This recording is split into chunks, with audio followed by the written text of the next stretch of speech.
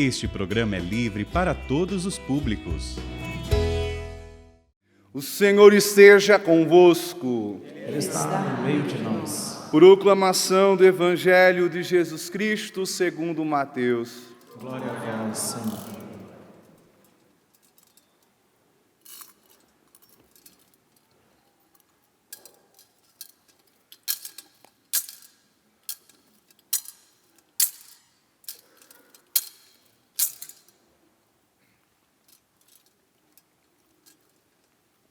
Naquele tempo, vendo Jesus as multidões, compadeceu-se delas, porque estavam cansadas e abatidas, como ovelhas que não têm pastor. Então disse a seus discípulos: a messe é grande, mas os trabalhadores são poucos. Pedi, pois, ao dono da messe que envie trabalhadores para a sua colheita. Jesus chamou os 12 discípulos e deu-lhes poder para expulsarem aos espíritos maus e para curarem todo tipo de doença e enfermidade. Estes são os nomes dos 12 apóstolos. Primeiro, Simão, chamado Pedro, e André, seu irmão. Tiago, filho de Zebedeu, e seu irmão João.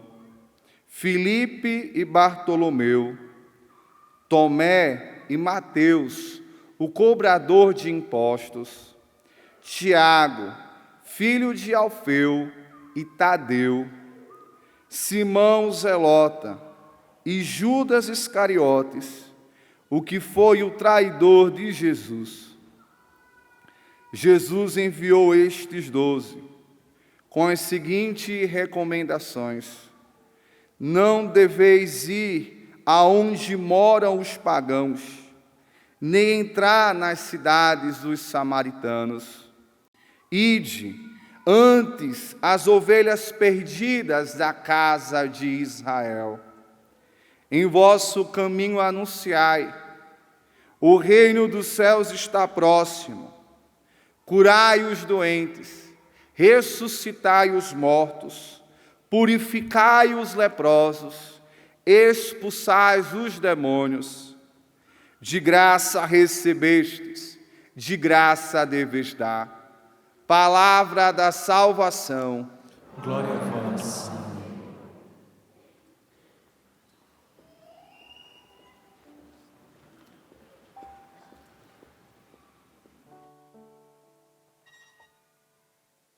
Nós somos o povo e o rebanho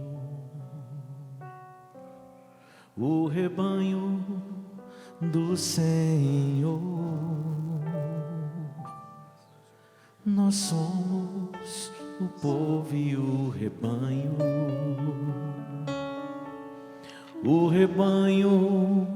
do Senhor. Queridos filhos e filhas, aqui neste belíssimo santuário do Pai das Misericórdias, canção nova, já os saudei e nunca é demais, tanto dos fundadores aos filhos e filhas, onde me sinto muito bem acolhido e gosto de estar aqui. Também, e o que nos traz aqui, quem nos convidou, e são nossos anfitriões, Gilberto, Maria Salomé, os padres, o ministério maravilhoso, fantástico, parabéns. Celebrando 33 anos. Bom, quando a gente faz 33 anos, senhor Gilberto, o povo diz: está no ponto para ser crucificado. Mas eu digo, está no ponto para viver a glória da ressurreição. Porque no 33, não podemos olhar fixados na morte, mas na vida. E é uma alegria, ano após ano, participar e também beber desta fonte que o inspirou Maria Salomé a dizer: eis aí tua mãe. E essa busca, servir a todos e com todas as formas, a igreja com alegria. E eu percebo isso em vocês e nos filhos e filhas. E olha que esse acampamento, e eu os desafio, o ano que vem, estarmos aqui. E não um, nem dois, são 3 que você vai trazer. Primeiro, não sei a data ainda, mas eu vou estar. E é perto do Sagrado Coração de Jesus, Imaculado Coração de Maria. E o objetivo, nós vamos fazer uma grande procissão de Nossa Senhora. Quem está disposto a fazer isso? Ei, está aí, seu Gilberto. E vamos trazer mais e mais. Na pandemia, a gente teve que parar. Na anterior à pandemia, só que estava repleto de devotos de Nossa Senhora. Porque falar em obra de Maria é falar em devotos de Nossa Senhora. Filhos, e hoje, a grande mensagem que Deus tem para nós é que o Senhor nos tem nos seus olhos como bom pastor. O Evangelho começa assim, impressionante. Jesus, vendo a multidão, compadeceu-se dela. Jesus vendo, mas isso não é novidade, mas tem elementos inusitados. A primeira leitura é do livro do Palmeiras com Corinthians. Oh, Jesus, me chicoteia, Nossa Senhora. A primeira leitura é do livro do Êxodo. A primeira leitura é do livro do... Gente, pelo amor de Deus, foi na missa? Fui. Onde você foi? Fui lá na Canção Nova, participei da missa, coisa maravilhosa, com o padre Reginaldo Manzotti. Que era a leitura? Não sei. Que era a primeira leitura? Não lembro. Não, filho, Êxodo. E tem algo impressionante que acontece. Os israelitas estão perto do Monte Sinai, que não é um monte, são vários, mas de modo específico 2.000 e poucos metros de altura. E veja o que diz a primeira leitura sobre Deus. Quem é Deus? E a partir da primeira leitura, quem é Deus? Nós vamos perceber quem é Jesus. Por quê? Porque nós estamos no Evangelho este ano. Qual Evangelho que a gente está lendo domingo após domingo? O Evangelho de Mateus. Qual que é o Evangelho? E nós já estamos um passo adiantado. Mateus, nos primeiros capítulos, ele vai falar sobre a pessoa de Jesus Cristo. E Jesus vai falar sobre o reino, a que se compara o reino de Deus. Agora, nós já estamos no capítulo 9, já sabendo o que é o reino, já sabendo sobre a pessoa de Jesus Cristo, ele diz: agora, vocês estão comigo ou não? Vocês vão embarcar nesta missão ou não? É a pergunta que o Senhor está fazendo hoje. Você vai descer do muro ou não? Você vai ter a alma, o coração ardente ou não? É uma resposta que você vai dizer. Na verdade, Mateus está lembrando um texto de Josué. Vocês seguirão ao Deus vivo ou não? E a resposta: eu e minha casa serviremos ao Senhor. Vamos chegar lá. Então, Jesus hoje já começa a pensar naqueles que seguirão na missão. Mas para deixar claro de que Deus estamos falando, tem a primeira leitura, escolhida a dedo. Sempre a primeira leitura é escolhida a dedo. Quem é Deus na primeira leitura? Deus não é um ser distante. Deus não é um contabilista de pecados. Deus não é uma pessoa que quer que nós nos percamos. Deus é aquele Pai que caminha conosco. Por isso, escute a primeira leitura. Vocês, diga ao povo, lembre o que eu fiz por eles no Egito. Então, Deus é um Deus libertador. Quem é Deus para eles e para nós? É um Deus libertador. É um Deus. Então não é um Deus de camarote. Então é um Deus que quer libertar toda a escravidão. E toda a nossa ação evangelizadora, obra evangelizar, canção nova, obra de Maria, a igreja, ela quer quebrar as cadeias, romper as correntes, não quer que ninguém seja escravo de um vício, de uma paixão, de apego aos bens materiais.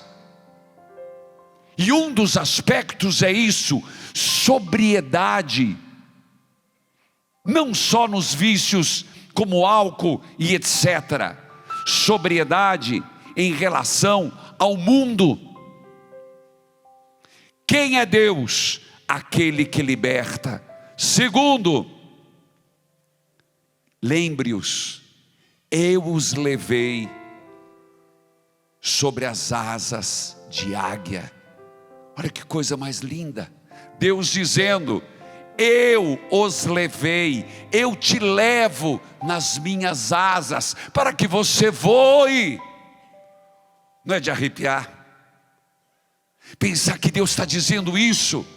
Para de rastejar, homem. Para de rastejar, mulher de Deus. Você não foi feito para rastejar igual verme. Deus te toma nas asas para você voar. Voar alto. Voar longe. Terceiro, tudo na primeira leitura. Sou libertador. Te tomei nas asas. E terceiro, eu te trouxe a mim. Gente, Deus nos atrai para Ele. Deus nos atrai. Deus é um sol, é como o sol que atrai. Por isso, se nós nos deixarmos conduzir, nós somos atraídos para Deus. A partir destes 3 pontos, nós podemos entender Jesus. Jesus olha como bom pastor. Para quê? Para libertar, para nos carregar nos seus braços e para que nós nos sintamos atraídos por Ele. Batizados, católicos, é isso que nos está faltando. A partir disso, o Senhor percebe, a messe é grande. Filhos, a messe é grande, e é grande demais.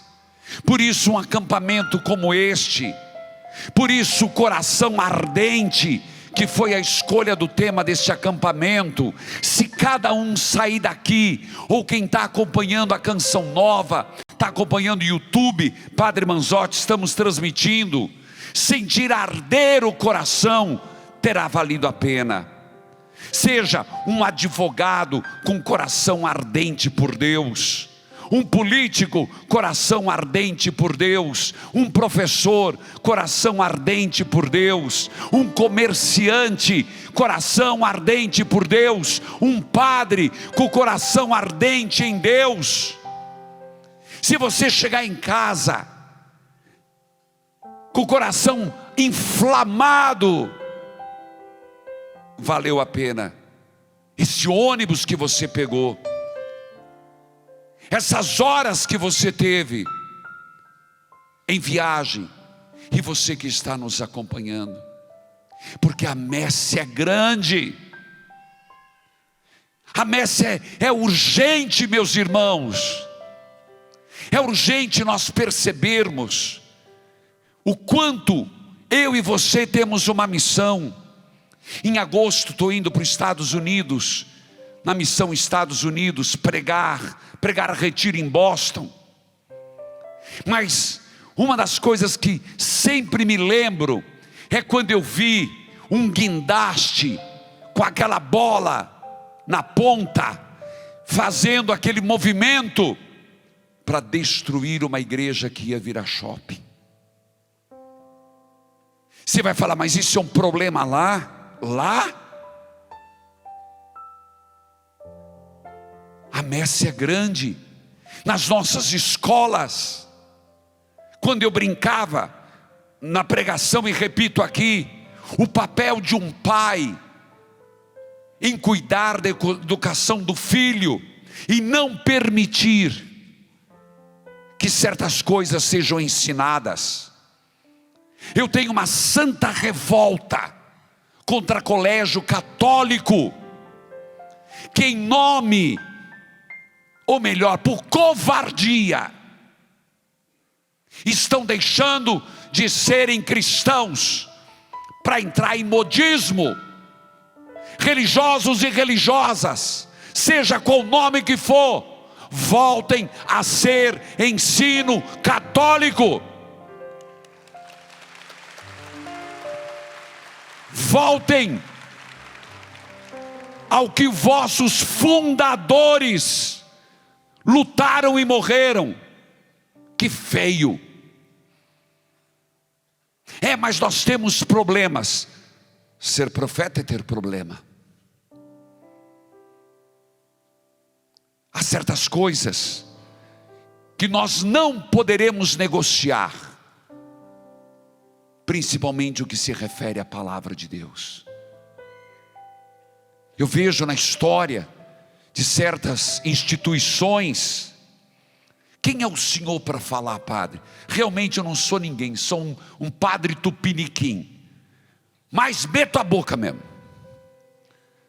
Colégios que tiveram fundadores santos e hoje tem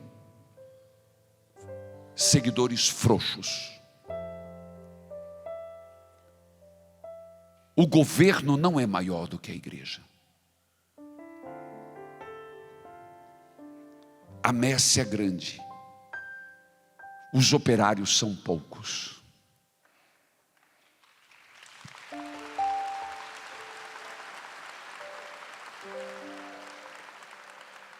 Filhos queridos, logo depois no Evangelho, é impressionante que por 2 vezes, numa mesma perícope, no mesmo trecho, para que não haja erro, Mateus lembra: aqui fomos enviados. É impressionante, parece redundante, mas não é. Ele diz assim: a messe é grande, operários são poucos, envie, Senhor, trabalhadores para a messe. E depois ele vai dizer: o por quê? Para que curem todo tipo de doença e enfermidade. É para isso que somos chamados. Lembra, primeira leitura, libertador, tirou do Egito, carregou nas asas, chamou para si, dizendo: eu sou o bom pastor, começou o evangelho. Então qual é a minha missão e a sua? Aqui não, o evangelho não está falando de padres, está falando para todos. Sim, é verdade que ali tem os 12 apóstolos, é verdade, e muda alguma coisa. Mateus para Lucas vai mudar só os apelidos, mas a base é a mesma dos 12, começando com Pedro e termina com Judas, sempre. Mas é um convite aberto a todos. Curem todo tipo de doença. E o povo está doente. E se me perdoe, não é o SUS que vai resolver. Sim, estamos falando de doença física também. E quem dera que as pessoas tenham condições, porque não adianta nada. A ciência está tão elevada e as pessoas não terem acesso. Não adianta nada ter tantos recursos para câncer, tantos remédios para curar, se as pessoas não podem ter acesso.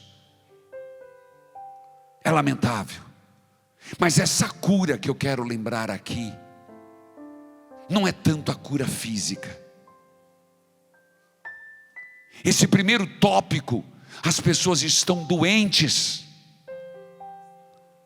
doentes depressivas, doentes desanimadas, doentes sem fervor, doentes num vazio, doentes sem perspectiva, doentes sem acreditar no casamento.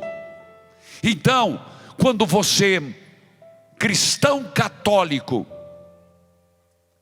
celebra uma bodas, você está curando pessoas que não acreditam mais no matrimônio.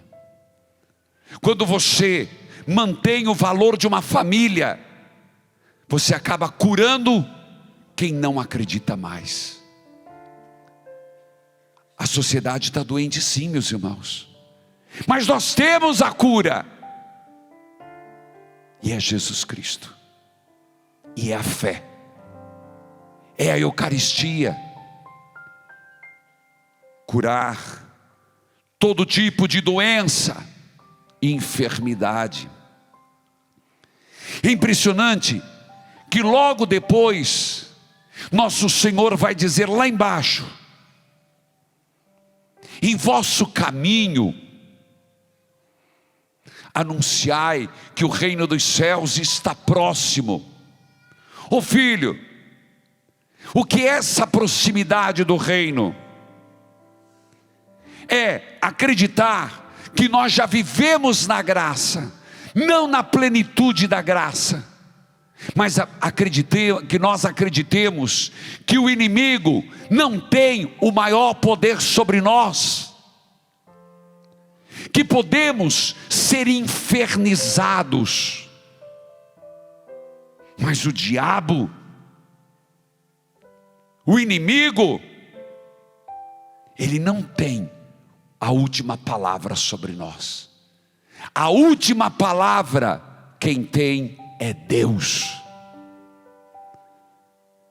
Então, quando às vezes a gente vê que tudo está dando errado, você tem 1000 razões para não acreditar, você tem que dizer: a última palavra é de Deus, e é nele que eu confio. Isto é acreditar no reino de Deus que está próximo. Quem desacredita nisso se mata. Quem desacredita nisso abandona a religião. Na escatologia nós falamos o já e ainda não. mas eu vivo já na graça de Deus. Se nós entendêssemos isso, a gente enfrentaria uma dificuldade, a gente lutaria nas adversidades, nós resistiríamos aos momentos de incerteza. Aí continua, olha que impressionante: curai os doentes, filhos, filhas, devotos de Nossa Senhora do Sagrado Coração. Vejo ali a capelinha das Santas Chagas, que o seja. Curai os doentes. E às vezes nós esquecemos disso. Vejo outra lá com a fita: ressuscitai os mortos. Esses dias chegou um rapaz, engraçado, ele chegou e me encontrou. E ele parou na minha frente e foi sui generis. Imagina, eu vou tentar descrever: bem magrinho, cabeludo, olho fundo assim, daquele, como é que chama? Olheira. E ele chegou para mim e fez: então, como é que é teu nome? Minha mãe que mandou aqui. Que bom.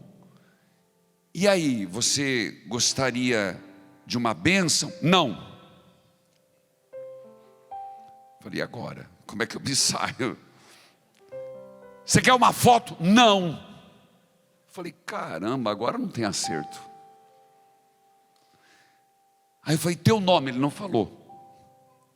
Falei: o que você quer? Ele, todo cascadura, sabe aquela pessoa cascadura? Começou a chorar e disse: eu quero viver. Pelo amor de Deus, me acha uma clínica. Falei: mas como é que você veio aqui? Eu estava andando na rua, escutei a voz do Senhor na caixa, que lá no Guadalupe, eu aprendi em Pinhais. Quando eu cheguei em Pinhais, quase não tinha católico na igreja. Eles não iam na missa domingo. O que eu fiz? Hoje acho que eu não podia fazer, mas ia ser preso. Coloquei, não tinha sino, dinheiro para botar sino. Eu mandei subir uma negócio de metal bem alto, uma antena, e coloquei 2 caixas de som daquelas bem potentes. Domingo, 7:30 da manhã, eu soltava o disquinho do sino. 8 horas disquinho. Toda a missa eu jogava na caixa. E não foi que mudou. Tive que aumentar a igreja. No Guadalupe, a nossa Guadalupe não é tão grande. Eu tenho caixa lá fora, pro terminal. Ué, o povo vai lá no terminal, em vez de ficar falando mal da vida alheia, que escute o padre. Foi nessa que o rapaz subiu. E eu lembrei desse texto: ressuscitar os mortos. Filho, ressuscitar os mortos é quem desistiu de viver. Eu estava olhando mais de quase 4.000 missionários e filhos da obra de Maria, muito mais. Eu estava olhando, olhei no site de vocês, tem que atualizar. Quanto? Eu lá sou cego. 7, 6. Um dos trabalhos deles é que são com os drogados. Da obra evangelizar também, Canção Nova também, mas eu quero dizer, você, temos uma missão: ressuscitar os mortos. Lázaro, vem para fora das drogas, do alcoolismo, mas do pecado. Nós temos esta missão no mundo, das trevas, da indiferença, do erro. Aquilo que nosso Senhor: vós sois a luz no mundo. Caramba, se nós temos vergonha do que somos, temos vergonha de falar de Nossa Senhora, tem vergonha da palavra de Deus, tem vergonha de Jesus Cristo, não ama a Eucaristia. Que droga de luz é essa? Que católico frouxo que somos nós. Chega a Corpus Christi, marcha com Jesus, e os muitos católicos que não se deram o trabalho de ir na missa no dia de Corpus Christi, que vergonha! Mas eu amo Jesus Cristo. Mas chegou na hora da missa, foi encher os cornos de cachaça e fazer churrasco, encher o panduio. Que ato de fé foi seu?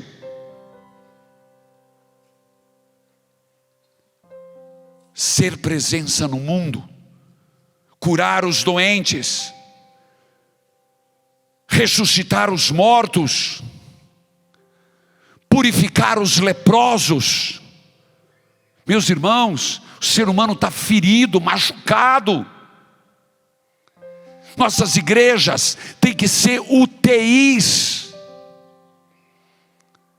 Mas quando vai alguém diferente na igreja, quando vai alguém, a gente já olha meio de lado. Ah, se o padre soubesse quem está aí fazendo leitura. Oh, maledeta de uma língua bifurcada. Nós temos que purificar, sim, a maldade que há dentro de nós, o desejo de vingança, de inveja, e no outro, as nossas relações, elas devem ser purificadas, lavadas no sangue do Cordeiro. Expulsai os demônios. Aqui não está falando do ministério do exorcismo. Também, cada diocese, o bispo nomeia o seu exorcista. Além disso, todo padre pode trabalhar com isso nos limites. Mas eu estou falando de expulsar os demônios da divisão, diabolum, aquele que separa, aquele que divide, que coloca dentro de casa um casal dormindo na mesma cama, com o coração voltado para fora. Meus irmãos, essa maldade, essa separação que divide a igreja, que deveria nos fazer, não preciso concordar com tudo que o Papa fala. Quando ele fala ex cátedra é diferente. Mas eu não tenho o direito de ir contra. É rezar por ele. É não mostrar divisão na igreja. O inimigo quer que você se volte contra o colega da sua liderança. Ele quer que você se volte contra o pároco da sua paróquia. O inimigo quer enfraquecer as nossas relações dentro dos seminários, entre nós sacerdotes, entre os leigos, entre as famílias. Nós temos que trabalhar na força e na graça de Deus, na força do Espírito de Deus. Por quê? A messe é grande, os operários são poucos. Mas é aqui um processo de conversão, que eu e você temos que passar sempre. Sabe, meus irmãos, nós precisamos levar muito a sério os nossos exames de consciência. Nós precisamos colocar no ritmo do nosso dia a dia, examinar o nosso viver.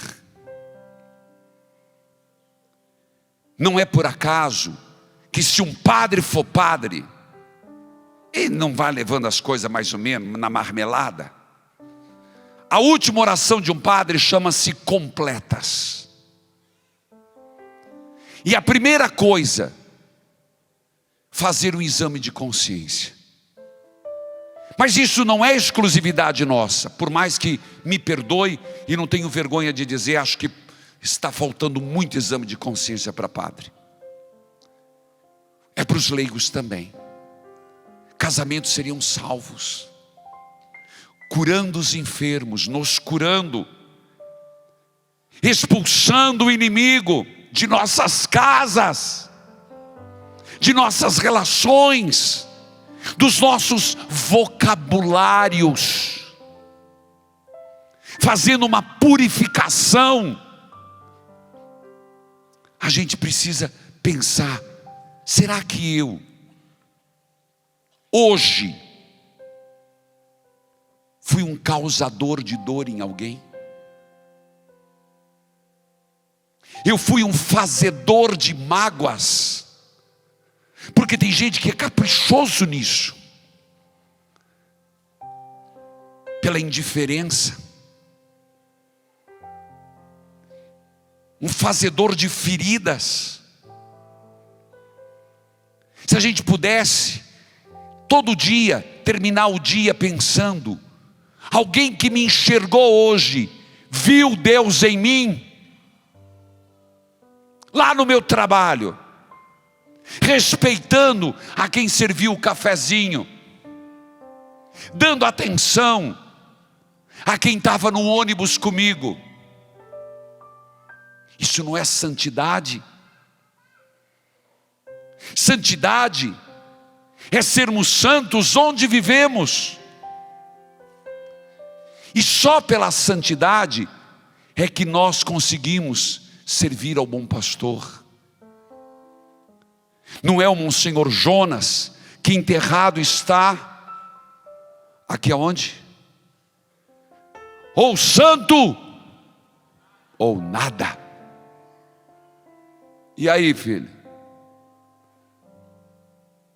Você acha que é só para mim? No final da vida, meus irmãos, e olha que a gente nasce com prazo de validade. Ninguém gosta de lidar com a finitude. Por que um diagnóstico de câncer mexe tanto com a gente?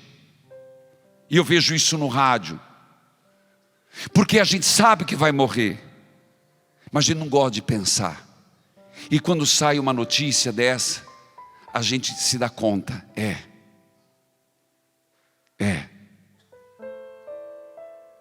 mas não é na verdade, nesse momento que Deus não vai ser juiz. Ele apenas vai olhar e dizer, o quanto você amou,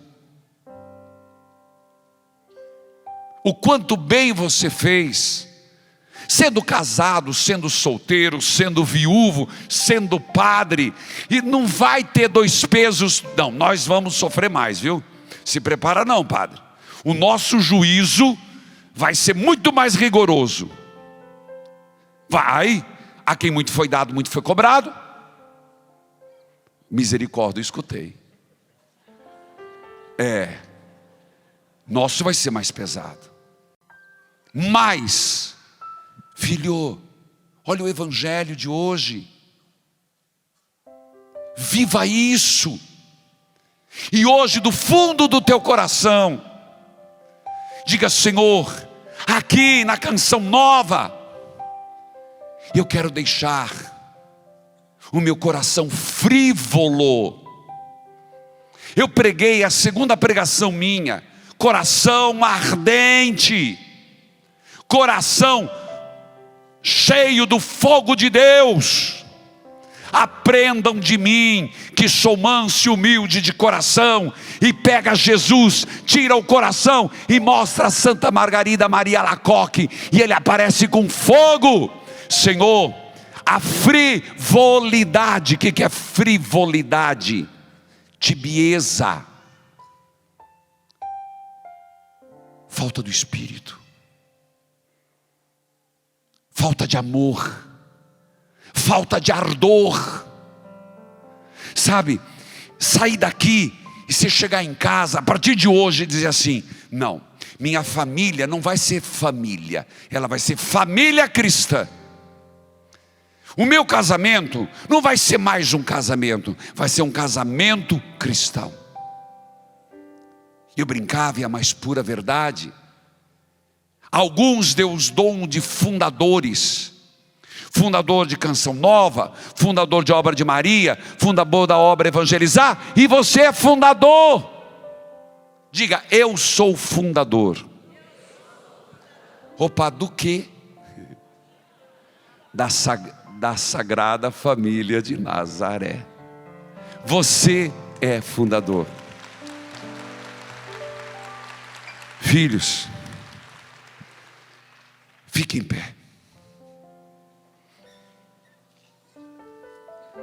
E nós vamos pedir a grande graça de Deus para nos curar, a grande graça de Deus para nos abençoar.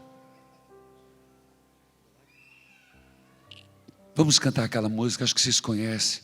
Toca, Senhor, com o seu amor, conhece? Cura das doenças, angústia. Vamos pedir a Deus, cada um abrindo suas mãos, cada um se colocando nessa presença do bom pastor hoje, lembrando o que Ele quer e para onde Ele nos envia. Senhor Jesus, nós te pedimos, santificado seja o teu nome. E hoje, nesta missa, venha tocar nossos corações. E aqueles que estão em casa, a messe é grande, operários são poucos, Senhor. Desperte em todos nós esse desejo de ser a presença de Deus no mundo, impulsionados pelo Espírito Santo. Cantemos. Toca, Senhor, toca, Senhor, com teu amor, com teu amor. Mais uma vez. Toca, Senhor, toca, Senhor, com teu amor, com teu amor. Tira todo medo, tira todo medo, angústia e aflição. Toca nesta alma e cura o coração. Toca, Senhor, toca, Senhor, com teu amor, com teu amor. Vá rezando, levanta tua mão e reze. Se você lembrar de alguém que está doente em casa, seja um parente, amigo, peça, Senhor Jesus, visite esta pessoa que está doente, seja no hospital, na UTI, na enfermaria. Senhor, nós te pedimos por aqueles que estão desenganados dos médicos. Nós queremos trazer nesta missa, Senhor. Pedimos por aqueles que estão com depressão. Senhor, que disseste curai toda doença e toda enfermidade. Nós te pedimos pela enfermidade, a enfermidade, Senhor, da alma, a enfermidade da angústia, da depressão, da ansiedade. Nós te pedimos, Senhor, daqueles que carregam pensamentos suicidas. Queremos rezar, Senhor, por pessoas que trazem na família um código genético, uma hereditariedade de drogas, de aborto. Nós te pedimos, curai, Jesus, estas pessoas que de pai para filho repetem o vício do alcoolismo. Vai dizendo nomes, filhos, acredite no que você está rezando. Tira, Senhor, desta família, destas pessoas, e aqueles que hoje estão sem beber, estão sem fumar, um dia a mais de sobriedade, Senhor. Nós também queremos te pedir, amado Deus e Senhor, pelos que estão aqui nesta igreja, aqueles que nos acompanham, que estão desempregados, passando por crise econômica. Abra as portas do emprego por intercessão de São José. São José, providenciai. São José, providenciai. Ajude, Senhor, que não lhes falte o pão de cada dia. Nós te pedimos pelos casais que estão em crise. E se alguém tiver em crise aqui, peça. Às vezes juntos, mas infelizes. Toca, Senhor, neste casamento. Restaura, Senhor, esse casamento. E onde teve ferida, que seja curada pelo sangue de Jesus. Mas casais que estão querendo se separar, que não aconteça, Senhor. Una-os com teu amor. Todos juntos, toca, Senhor. Vem, igreja, canta forte. Toca, Senhor, com teu amor. com teu amor. Mais uma vez. Toca, Senhor. Toca, Senhor. Com teu amor. Com teu amor. Atendei-nos, ó Pai. Nós vos pedimos. Escuta a nossa prece, Pai.